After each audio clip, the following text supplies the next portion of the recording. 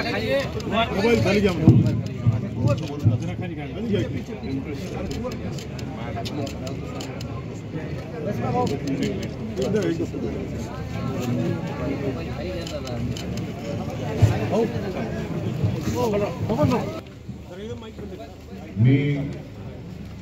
मराठवाड्याच्या भेटीला येण्याच्या पूर्वीच मुंबईमध्ये जाहीर केलं की या संपूर्ण मी जो काही संवाद करतोय त्याच्यात कुठेही जाहीर सभा नाही घेणार।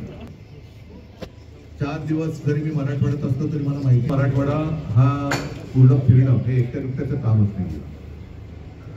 मग मी काय करतोय तर सर्व जिल्ह्यामध्ये प्रातिनिधिक स्वरूपामध्ये शेतकऱ्यांची भेट घेतोय आणि शेतकऱ्यांशी संवाद साधतोय आणि प्रामाणिकपणाने केवळ विरोधी पक्ष म्हणून आदळआपट करायची हा एकमेव उद्देश माझा नाहीये, तर विरोधी पक्ष हा सत्ताधाऱ्यांवरती एक अंकुश म्हणून तरी काम केलं असेल। अंकुश कोणाच्या हातात असतो? माऊताच्या हातात असतो आणि माऊत हत्तीवरती असतो। हत्ती जसा मदांध होतो तसं काही वेळेला हे राज्यकर्ते सत्तांध होतात आणि मग त्यांचा हत्ती उधळतो। तो उधळलेला हत्ती त्याला वटणीवर आणण्यासाठी आपल्या हातामध्ये एक अंकुश असायला पाहिजे आणि त्या एका भावनेतून मी शेतकऱ्यांशी बोलतोय। 2 दिवस तर झाले, आजचा दिवस आणि उद्याचा दिवस आहे। मी प्रामाणिकपणाने सगळ्यांना विचारतोय, ठीक आहे आपली एक मागणी आहेच, ठीक आहे आपण सोडत नाही की यावेळेला परिस्थिती अशी भयानक आहे की कर्जमुक्ती हा एक प्राथमिक उपचार आहे। त्याच्यानंतर जी जमीन ज्याचं नुकसान झालेलं आहे तिला 50,000 रुपये हेक्टर ह्या 2 मागण्या आपल्या प्रामुख्याने आहेत। मग त्याच्यानंतर ज्यांची जनावरं वाहून गेले ते फोटो सुद्धा हृदय राहत आहेत, त्यांना त्यांच्या नुकसान भरपाईचे पैसे मिळाले पाहिजेत। थोडक्यात काय की नुसती शेतीची जमीन वाहून नाही गेलेली आहे तर शेतकऱ्याचं आयुष्य वाहून गेलेलं आहे आणि त्या वाहून गेलेल्या आयुष्याला जर आत्ता आपण आधार नाही दिला तर उद्या काय करणार? मला वाटतं नागेश तुम्ही बोलत आता का आणखीन कोणी बोलले की ते शक्तीपीठ महामार्गाचा एक घाट घातला जातो। कसं आहे की पाहिजे आत्ताच्या आत्ता शक्तीपीठ? बरं शक्तीपीठ म्हणजे काय तर 86,000 कोटी पहिले त्याचा प्राथमिक खर्चच 86,000 कोटी आहे।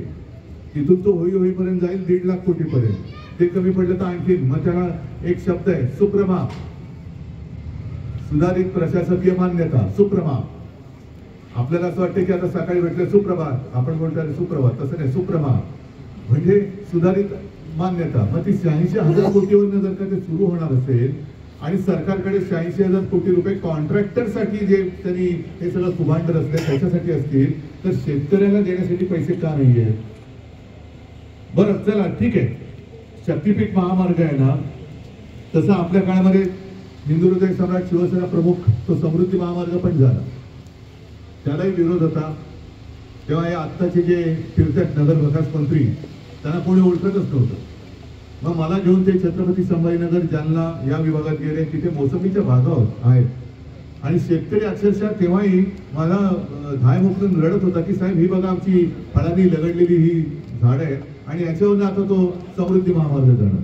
मग मी ते सगळ्यांना बोलून तो मार्ग काही ठिकाणी त्याचा मार्ग बदलला, काही ठिकाणी मोबदला वाढवून पाहिजे होता। थोडक्यात काय आता लक्षात येते की हे केवळ महामार्गामधल्या कॉन्ट्रॅक्टरचं उखळ पांढरं करणं आणि त्याच्यामध्ये कमिशन खाण्यापुरतंच नाहीये। तर आता जर का तुम्ही बघितलं तर शक्तीपीठ महामार्ग जिथून आपल्या त्याच्या आजूबाजूच्या जमीन कोण खरेदी करते ते बघा। जो विषय तुम्ही आता मांडला की सोयाबीन आता कोण खरेदी करते, कितीला खरेदी करते आणि मग खरेदी केंद्र सुरू झाल्यानंतर काय भावाने तो त्याला विकणार? म्हणजे जो फायदा शेतकऱ्याला व्हायला पाहिजे तो मधल्यामध्ये व्यापारी खातोय। तसंच आता शक्तीपीठाच्या आजूबाजूच्या जागा हे सगळ्यांचे दलाल घेणार, सगळ्यांचे। आता एक आलं नाही गाजले काल अंबादासने तो विषय काढलाय अजित पवारांच्या मुलाचा विषय, हे जमिनी सगळे हे ढापणार कारण हे आखणार, यांना माहिती की कुठून काय होणार आणि तेच आधी तुमच्याकडनं एकदम कमी भावाने जमीन घेणार। त्याच्यानंतर त्या जमिनी रस्ता आल्यानंतर अशी काही सोन्यापेक्षा जास्त भावाने त्याची किंमत वाढेल की शेतकरी रस्त्यावरती आणि रस्ता त्याच्या उरावरती। बरं हे इथे थांबलं तर ठीक आहे, त्याच्यानंतर त्याच्या आजूबाजूचे उद्योग व्यवसाय आणि त्याच्याही पलीकडे त्याच्यावरचे टोल नाके तर हे सगळं मोठं फार घाणेरडं चक्र आहे। त्याच्यासाठी आणि हे मी आता शेतकऱ्यांचे विषय लावून धरले की शेतकऱ्याला कर्जमुक्त केलंच पाहिजे, त्याला हमी भाव मिळालाच पाहिजे, त्याला अमुक केलंच पाहिजे, विम्याचे पैसे. तर आपले मुख्यमंत्री काय सांगतात की उद्धव ठाकरे टोमणे मारतात. म्हणजे तुमच्या आयुष्याबद्दल तुम्हाला न्याय मागितला तर तो टोमणा आहे. आणि विकासाचं बोलत नाही. काय विकासाचं बोलायचं? यांच्या उरावरनं न्या शक्तीपीठ महामार्ग हे बोलू मी. जे कालपासून आणि परवापासून बघतोय मी, ही आता बातमी मुद्दामून मी घेऊन आलोय, आजच पेपरमध्ये आलेली आहे. हे काल जे मी म्हटलं ना की मला आता विदर्भातले पण शेतकरी बोलत आहेत, उत्तर महाराष्ट्रातले बोलत आहेत, सगळे कोकणातले बोलत आहेत आणि जाणार. आज ही बातमी आहे की कर्ज भरण्यासाठी बँकेचा तगादा, शेतकरी महिलेची आत्महत्या, आर्थिक विवंचनेतून टोकाचे पाऊल. आज मी आता मराठवाड्यात आहे. ही घटना घडलेली आहे. ही राजुरा म्हणजे चंद्रपूर म्हणजे असं नाहीये की इथल्या भागातला शेतकरी, सगळ्या राज्यातला शेतकरी असतात त्याच्यात. ही घटना नाईकनगर चंदनवाही तालुका राजुरा येथे घडली आणि त्रस्त झालेल्या यशोदा आबाजी राठोड या 68 वयाच्या महिलेने ही आत्महत्या केली. का मुख्यमंत्री का नाही जात त्यांच्या घरी? तसं पाहिलं तर हे काय माझं काम नाहीये. तुम्ही म्हणालात आता दादा की मी कर्जमुक्ती केली, माझं कर्तव्य म्हणून मी केली, मी काय उपकार नव्हते केले. आणि आज तर मी कोणीच नाहीये. माझा तर पक्ष पण चोरलाय, वडील पण चोरले, चिन्ह चोरले, सगळे चोरले, पण माझी माणसं जागेवर आहे. तिने तुम्ही चोरू शकता. माझं कर्तव्य आहे की आज काही जरी नसली तरी ही ताकद जी आहे ना, ह्या ताकदीसाठी काम करणं हे माझं काम आहे आणि म्हणून मी इथे आलेलो आहे. या सगळ्या व्यथा मी ऐकतोच आहे आणि या काय माहिती नाही तशातला भाग नाही. दुसरी जी बातमी आणली की पहिलं म्हणजे जे पॅकेज जाहीर झाले ते पॅकेज तुम्हाला मान्य आहे का? कारण मुख्यमंत्र्यांनी काय सांगितलं, आतापर्यंत इतिहासातलं सगळ्यात मोठं पॅकेज 31,800. आता त्याची फोड जी केलेली आहे, एक मिनिट आकडे त्याच्यामध्ये केलेली आहे. एक तर पीक विमा तुम्हाला मिळालाय नशीब, कारण काही ठिकाणी पीक विम्याचे पैसे जे आले ते 2 रुपये, 3 रुपये, 6 रुपये, 21 रुपये. आणि महत्वाचं म्हणजे त्याचे जे काही मदतीसाठी ट्रिगर होते ते ट्रिगरच काढले. आता ट्रिगर काढल्यानंतर मिळणार काय? म्हणजे रोज बातम्या येत आहेत, आज 7,000 कोटी सोडले, उद्या 2,000 कोटी सोडले. बरं, हे जे पॅकेज आहे याच्यामध्ये सुद्धा 2,200 कोटी आधीच्या पॅकेज मध्ये टाकले. म्हणजे हे यांचं पॅकेज जे आहे की काय, हा मोठा म्हणजे पॅकेज घोटाळा आहे हा मोठा. शेतकऱ्याचं एका पावसामध्ये सगळं वाहून गेलंय आणि आता हे सरकार आहे ते मदतीचं ठिबक सिंचन चालू आहे. थेंब थेंब थेंब थेंब थेंब थेंब म्हणजे ते दादा कोणतेचं गाणं होतं ना, तशी यांची मदत थेंब थेंब गळ झालेली आहे. थेंब थेंब टाकतात नुसते आपले. काय उपयोग काय त्याचा? करायचं असेल तर आज करा. आणि अनेक ठिकाणी मला कल्पना आहे की पंचनामेच झालेले नाहीये, अधिकारी येतच नाहीये. पंचनामे झालेले आहेत पण मदत येत नाहीये. मी तर म्हणेन नागेश, तुम्ही जे बोललात ना, तुम्ही खासदार आहात, हक्काचे खासदार आहेत आणि हिंगोली नांदेड हा नाही म्हटलं आपला भगव्याचा बालेकिल्ला आहे. मी सर्व शिवसैनिकांना सांगतोय आणि आपले जे आमदार खासदार निवडून आले त्यांना सांगतोय, जा तिथे जे कार्यालय, जिल्हा कार्यालय असेल, तहसीलदार असेल, तिकडे जाऊन बसा, घेराव घालून बसा आणि त्यांना सांगा या गावात तुम्ही का गेला नाही, पंचनामे का झाले नाहीत, या गावामध्ये गेलात पंचनामे झाले, मदत का आली नाही. आणि मग ज्या गावात गेल्या ज्यांचे पंचनामे झाले, ज्यांना मदत मिळाली त्याची यादी रोजच्या रोज जर सरकारकडनं रोज पैसे सुटत असतील तर ते पैसे जातात कुठे, आमच्या गावात किती आले, सर्कलमध्ये किती आले, याची रोज यादी आम्हाला पाहिजे, अपडेट पाहिजे. हे द्यावंच लागेल. आम्ही त्यांना तुमच्याशी भांडायला नाही आलो. अगदी त्यांना जाऊन काही शिवीगाळ नाही करायचं, जाऊन त्यांना सत्कार करा. काय आता काल मला तिथल्या लोकांची एक तुरीची ते झाड सगळी सडलेली तूर ते घेऊन जा, त्यांना सत्कार करा, चांगल्या यादी द्या त्यांना. आनंदाचा शिदा बंद झालाय, सडलेलं कुजलेलं किडलेलं धान्य देत आहेत ते त्यांना घेऊन जा, त्यांना घ्या बाबा, आम्ही तुमचा सत्कार करतो, आम्ही तुमच्यासमोर हात जोडतो, पाया पडतो, पण जोपर्यंत आम्हाला हे सगळं मिळत नाही तोपर्यंत आम्ही तुम्हाला सोडणार नाही. तुम्हाला सगळं आम्हाला जे काही धान्य मिळतं ना त्याचं सगळं अन्नधान्य शिजवून आम्ही तुम्हाला खाऊ पिऊ घालू. म्हणजे सडलेलं तांदूळ असेल त्याची खिचडी करून आम्ही तुम्हाला देऊ, पोटभर जेवा. हायब्रिड असेल त्याचं काय आणखीन करून द्यायचंय ते द्या, पोटभर जेवा, पण आम्हाला न्याय द्या. नाहीतर काय होतं की आपण एक छत्रपती संभाजीनगरमध्ये मोठा मोर्चा काढला, काय झालं पुढे, त्याच्यानंतर मध्ये आता कोणी आंदोलन केलं होतं, आलेलं कोर्टाने त्याला लावला चाप, गेलं आंदोलन मागे. थोडक्यामध्ये तुम्ही जी काय अपेक्षा व्यक्त केली की मीच आता काहीतरी करायचं, मी करायला उतरलोच आहे, मी तुमच्या सोबत आहेच, पण हा प्रश्न एक दिवसाचा मोर्चा एक मध्ये वादळी वाऱ्यामुळे या शेतकऱ्यांच्या पूर्ण केळी जमीन उद्ध्वस्त झालेल्या होत्या आणि त्या जमीन उद्ध्वस्त केळी झाल्याच्या नंतर या निर्भीड या सरकारनं शेतकऱ्यांना पॅकेज देण्याचं ठरवलं।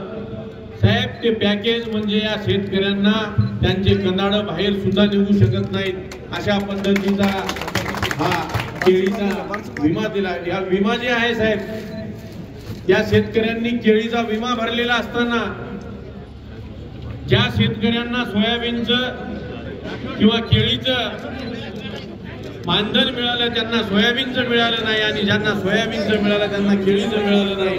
अशा प्रकारे या सरकारनं शेतकऱ्यांना फसवलेलं आहे। तर मी आपल्याला विनंती करतो या पीक विमावाल्यांना आपण धारेवर धरून या शेतकऱ्यांना पीक विमा मिळवून द्यावा आणि आपण या ठिकाणी आलात त्याबद्दल मी सर्व काही दिवसापूर्वी मोठ्या प्रमाणावर पावसाचं संकट आलं होतं। कधी कधी आपण पाऊस येऊ दे अशी प्रार्थना करतो, पण या जेवढा पाऊस आला की आपल्या उभ्या पिकाचं नुकसान झालं। आता आपल्या जिल्हा प्रमुख बबनजी बारसे यांनी सांगितल्याप्रमाणे केळी असेल, शेतकरी यांनी याच्या भागामध्ये मोठ्या प्रमाणावर म्हशींचा व्यवसाय केला। अनेक तरुण पोरांना उभं केलं साहेबांनी, कोणाला 5 गाई, कोणाला 5 म्हशी, कोणाला 10 म्हशी, एक 50-50 तरुण पोरांची चांगली टीम त्या भागामध्ये उभी केली, ज्यांनी रोजगार निर्माण केला। परंतु यांच्या डोळ्यात देखत यांच्या गोठ्यातल्या म्हशी वाहून गेल्या। आता अशी स्थिती असताना यांना मदत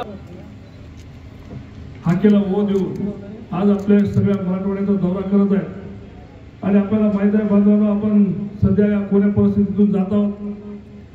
आपली सध्या परिस्थिती काय आहे, सरकार आपल्याला काय कोपराला गुळ लावते, किती लबाडाचं आश्वासन कुठं कुठं खरं झालं काय नाही हे आपल्याला सगळ्याला माहित आहे। आणि आपल्याला जर कोणी शेतकऱ्याला जर कोणी वाली असेल तर तुम्हाला माहित आहे की उद्धव साहेबांशिवाय दुसरा शेतकऱ्याला वाली नाही। कारण या अगोदर सुद्धा उद्धव साहेबांना सिद्ध करून दाखवलं आपल्याला की शेतकऱ्यासाठी जर कोणी मदतीला धावला असेल तर ते फक्त उद्धव साहेब धावले। आणि आज सुद्धा त्या मराठवाड्यामध्ये सगळीकडे दौरा करून आज ते आपल्या शेतकऱ्यासाठी न्याय हक्कासाठी आपण उभं टाकलेलं आहे। आणि मागवलं आपल्याला माहिती आहे यांनी जे काही आहे आणि ती आता या निवडणुकीच्या तोंडावर त्यांनी घोषणा केली आपल्याला कोणाबद्दल। आणि सोयाबीनचा भाव केरळला 6000 होता आणि आज भाव 38 रुपये अशी अवस्था शेतीची आहे। अनेक त्या ठिकाणी प्रश्न शेतकऱ्यांकडे उभे आहे। आज रब्बीची मुख्यमंत्री या ठिकाणी फक्त बोलतात, करत काहीच नाही असा माझा त्याच्यावर आरोप आहे।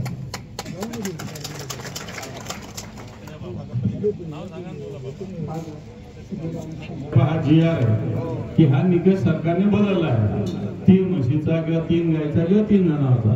हा निकष बदलला सरकारने, अध्यादेश तर काढला, परंतु तसं आपल्याला अंमलबजावणी नाही सांगा तुम्ही। सरकारने जो मी माझं उपोषण सुद्धा होतं, दादा आले होते, साहेब आले होते, दानवे साहेब आले होते आमच्याकडे, त्यांनी भेट दिली आमच्या याच्याकडे कोर्टाला आणि आम्ही उपोषण सुद्धा केलं। आम्हाला असं सांगण्यात आलं बदला होता, नुकसान भरपाई किती अपेक्षित होती आणि मिळाली किती तेवढं? नुकसान भरपाई साहेब 1,70,000 रुपये अपेक्षित होती, पण 1 रुपया आला नाही। तुमचा नाही रे, ज्यांना मिळाले त्यांना मिळालं सर 72,000 रुपये हेक्टर प्रमाणे मिळालं।